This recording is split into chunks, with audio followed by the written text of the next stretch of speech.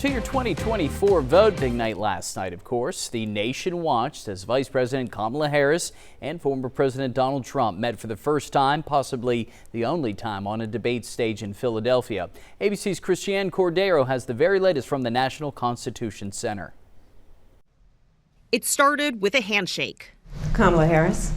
Let's have a good debate. Have fun. A brief moment of diplomacy between Vice President Kamala Harris and former President Donald Trump before the gloves came off. Tonight, you're going to hear from the same old tired playbook, a bunch of lies, grievances, and name-calling. She's a Marxist. Everybody knows she's a Marxist. The economic pitch to voters led the debate, Harris leaning into her middle-class roots. My plan is to give a $50,000 tax deduction to start-up small businesses, knowing they are part of the backbone of America's economy. Trump doubling down on his tariff plan, which economists say would be a tax on Americans, and pinning inflation on Harris. When I had it, I had tariffs, and yet I had no inflation. We have inflation like very few people have ever seen before. On abortion, Trump wouldn't commit to vetoing a national abortion ban, instead repeating this false claim. But her vice presidential pick says abortion in the 9th month is absolutely fine. Harris then going on the attack. Trump abortion bans that make no exception even for rape and incest. A survivor of a crime of violation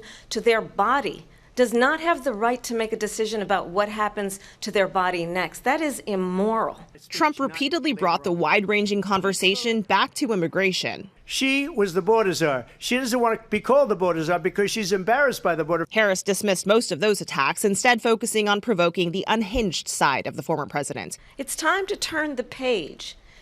And if that was a bridge too far for you, well, there is a place in our campaign for you to stand for country, to stand for our democracy, to stand for rule of law, and to end the chaos. In the post-debate spin room, Trump made a rare appearance as his surrogates scrambled to defend his performance. Harris taking a victory lap after the debate, but saying she's still the underdog. The Harris campaign was quick to offer another debate in October. Trump has not yet committed to that. Christiane Cordero, ABC News, Philadelphia.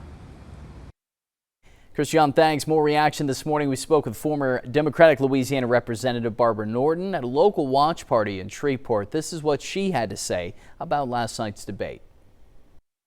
We have to make sure that the person that we elect is a person who are concerned not only about the country, but are concerned about all of the citizens as a whole. Because one thing that I do know is that we don't know what all we're going to go through. We know where we are right now, but we need someone that's going to stand in the gaps with us. And that wasn't the only spot people were watching locally, not with the parties. This is a look at Alphonse Jackson Hall at Susla, and everyone getting into the spirit of debate night. And we'll have much more on the debate and what both candidates for president had to say last night. A lot of topics discussed.